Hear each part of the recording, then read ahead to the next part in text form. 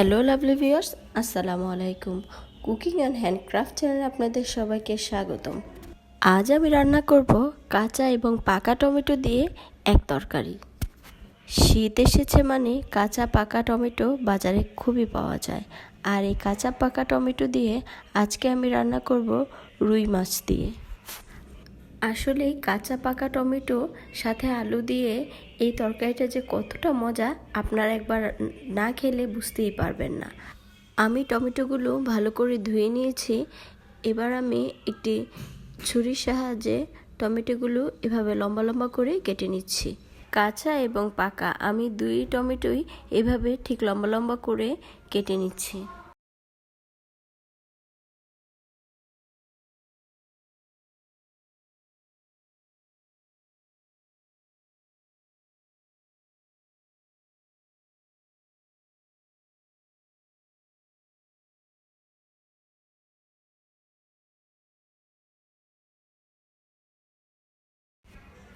একে একে আমি সবগুলো টমেটো কেটে নিয়েছি। এখন টমেটোগুলো একপাশে রেখে আমি আগে থেকে মাছগুলো লবণ আর হলুদ দিয়ে মেখে রেখেছি। এবার একটি কড়াইয়ের মধ্যে কিছুটা তেল দিয়ে তাতে মাছগুলো ভেজে নিচ্ছি। আমি উল্টে পাল্টে মাছগুলো ভেজে নিয়েছি। মাছ ভাজা হয়ে গেলে আমি আরেকটি পাত্র বসিয়ে দিয়েছি এবং তাতে কিছুটা তেল দিয়ে দিয়েছি এবং পেঁয়াজ কুচিগুলো দিয়ে দিলাম। পেঁয়াজগুলো ব্রাউন কালার হয়ে আসলে আমি এখন কিছুটা পানি দিয়ে দিচ্ছি। আমি এখানে মাছ আর হলুদ মেখে রেখেছি, সেই পাত্রে পানিটা রেখেছিলাম তাই একটু হলুদ দেখাচ্ছে, কিন্তু এখানে নর্মাল পানি আমি দিয়েছি। এবার আমি একে একে সবগুলো মশলা দিয়ে দিচ্ছি। দিয়ে দিলাম 1.5 টেবিল চামচ লবণ এবং কিছুটা আদা রসুন বাটা এবং হলুদের গুঁড়া, মরিচের গুঁড়া, এক পিস কাঁচামরিচ। কাঁচামরিচগুলো আমি মাঝখান থেকে একটু কেটে দিয়েছি। আর এই তরকারিতে মরিচের গুঁড়াটা কম দিয়ে কাঁচামরিচটা যদি একটু বেশি দেওয়া যায় তরকারির কালারটা কিন্তু খুবই সুন্দর আসবে। একে একে আমি আমার সবগুলো মশলা দিয়ে দিয়েছি। এবার আমি মশলাটাকে ভালো করে কষিয়ে নিচ্ছি।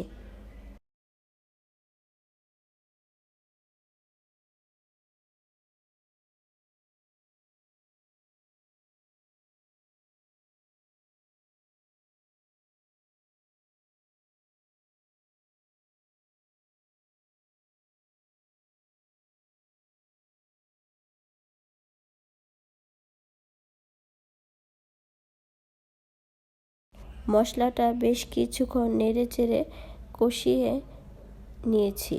মশলাটা যখন তেল উঠে গেছে তখন আমি দিয়ে দিচ্ছি অল্প একটু পানি। এই ক্ষেত্রে পানিটা খুবই সামান্য দিব, যেন কোনোভাবে শুধু আলুগুলো লেগে না যায়, মশলার সাথে যেন লেগে পুড়ে না যায়। এজন্যই শুধু একটুখানি পানি দিয়ে কেটে রাখা আলু এবং টমেটোগুলো দিয়ে দিলাম এবং মশলার সাথে খুব ভালো করে মিশিয়ে নিচ্ছি।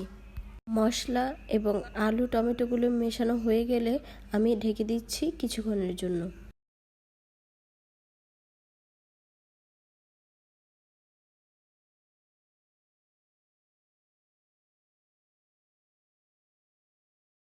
মিনিট পর ঢাকনা উঠিয়ে আবারও কিছুটা নেড়ে দিচ্ছি এবং ঢাকনাটা দিয়ে দিচ্ছি কিছুক্ষণের জন্য।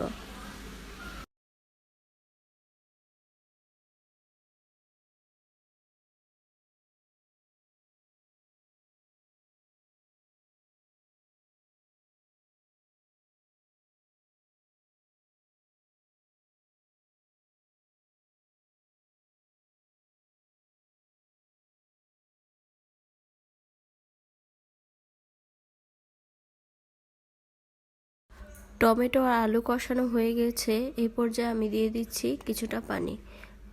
আলু এবং টমেটো সিদ্ধ হতে যতটুকু পানির দরকার আমি ততটুকুই পানি দিয়ে দিলাম। আবারও ঢেকে দিচ্ছি কিছুক্ষণের জন্য। ঢাকনা উঠিয়ে পানিটা অনেকটাই কমে এসেছে। এ পর্যায়ে আমি মাছগুলো দিয়ে দিচ্ছি।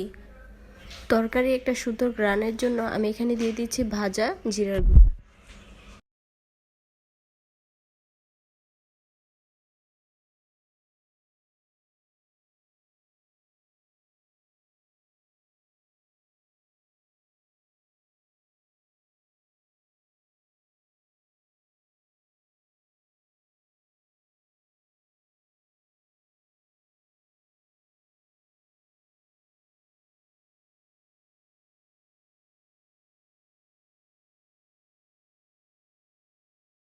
আরও কিছুক্ষণ রেখে ঝোলটা যখন মাখো মাখো হয়ে আসবে ঠিক তখনই আমি নামিয়ে নিব। আমার হাতের কাছে ধনেপাতা ছিল না, তাই আমি দিতে পারিনি। আপনাদের কাছে যদি ধনেপাতা থাকে তাহলে দিয়ে দিবেন। তাহলে তরকারির গ্রান যেমন সুন্দর হবে, দেখতেও কিন্তু সুন্দর। তরকারিটা প্রায় হয়ে এসেছে, এবার আমি পরিবেশন করে নিব। ধন্যবাদ আপনাদের সবাইকে এতক্ষণ পাশে থাকার জন্য। আমার রেসিপিটি যদি ভালো লেগে থাকে তাহলে অবশ্যই লাইক, কমেন্ট, শেয়ার করে আমার পাশে থাকবেন।